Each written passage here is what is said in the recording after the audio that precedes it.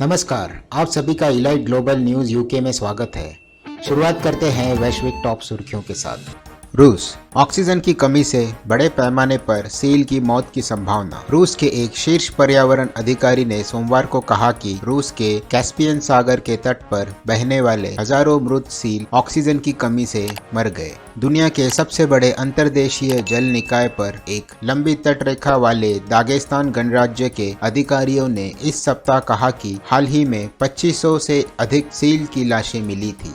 Ukraine का कहना है कि उसने 2 रूसी एयरबसों पर विस्फोटों के बाद लॉन्च की गई 70 से अधिक मिसाइलों में 60 को मार गिराया। यूक्रेन की वायुसेना कमान ने कहा कि यूक्रेन ने सोमवार को बड़े पैमाने पर मिसाइल हमले में रूस द्वारा लॉन्च की गई 70 से अधिक मिसाइलों में 60 से अधिक को मार गिराया। सूखे के बीच 25,000 टन यूक्रेन अनाज पूर्वी अफ्रीका पहुंचा। केन्या, दशकों में इस क्षेत्र के सबसे खराब सूखे के बीच पड़ोसी इथोपिया को डिलीवरी के लिए जरूरतमंद देशों को आपूर्ति करने के लिए यूक्रेन की अपनी पहल के हिस्से के रूप में अनाज की पहली खेप सोमवार को जिबूती पहुंची। दूतावास के एक बयान में कहा गया कि 30,000 टन गेहूं के साथ एक दूसरा जहाज अगले हफ्ते इथोपिया जा रहा है, जबकि तीसरा जहाज सोमालिया के लिए 25,000 टन गेहूं से लदा हुआ है। मॉस्को ने यूक्रेन पर रूस के भीतर ड्रोन हमलों का आरोप लगाया, मिसाइलों की ताज़ा बौछार की। रूस ने सोमवार को यूक्रेन की ओर मिसाइलों की एक ताज़ा बौछार शुरू की, क्योंकि उसने कीव पर अपने क्षेत्र के भीतर सैन्य हवाई क्षेत्रों पर हमला करने का आरोप लगाया। घूसखोरी मामले में ग्लेनकोर कांगो को $18 करोड़ देने के लिए तैयार। स्विट्जरलैंड, कमोडिटी कंपनी ग्लेनकोर ने सोमवार को कहा कि उसने 2007 से 2018 तक फैले रिश्वत के आरोप पर $180 मिलियन का भुगतान करने के लिए कांगो लोकतांत्रिक गणराज्य के साथ समझौता किया। कांगो सरकार ने पूर्व में हमले से मरने वाले लोगों की संख्या 270 से अधिक बढ़ाई। कांगो की सरकार ने पिछले सप्ताह एक नरसंहार से मरने वालों की संख्या में नाटकीय रूप से वृद्धि की। उन्होंने M23 विद्रोहियों पर आरोप लगाया। सोमवार को कहा कि एक हमले में 270 लोग मारे गए थे, जिसने एक नाजुक संघर्ष विराम समझौते को तोड़ दिया। कोलंबिया में राजमार्ग पर कीचड़ धंसने से बस कीचड़ में फंसी, 34 की मौत। मूसलाधार बारिश के कारण हुए कीचड़ धंसने से कोलंबिया के एक राजमार्ग पर एक बस दब गई और 2 अन्य वाहन प्रभावित हुए, जिसमें कम से कम 34 लोगों की मौत हो गई।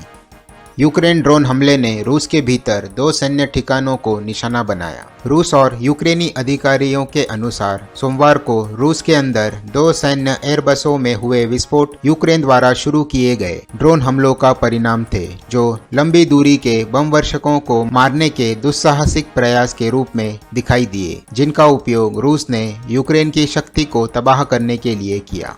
उत्तर कोरिया ने दक्षिण कोरिया के ड्रिल अभ्यास के चलते नए तोप दागने का आदेश दिया। उत्तर कोरिया की सेना का कहना है कि उसने अंतर्देशीय सीमा क्षेत्र में दक्षिण कोरिया लाइव फायर अभ्यास के लिए जैसे को तैसा प्रतिक्रिया में लगातार दूसरे दिन सीमावर्ती इकाइयों को समुद्र में तोपखाने की गोलाबारी करने का आदेश दिया है।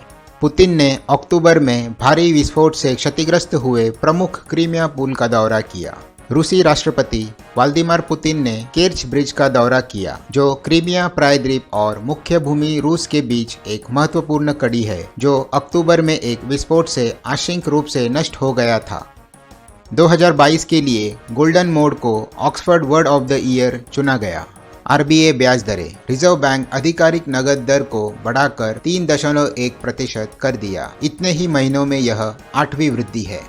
RBI ने मंगलवार को अपनी नगद दर 25 आधार अंक बढ़ा दी। अधिकांश अर्थशास्त्रियों ने तिमाही अंक में 3.1% की वृद्धि की उम्मीद की थी, जो 2022 के अंत के बाद उच्चतम स्तर है। अमेरिका ने गुप्त रूप से संशोधित हिमार्स को यूक्रेन भेजा।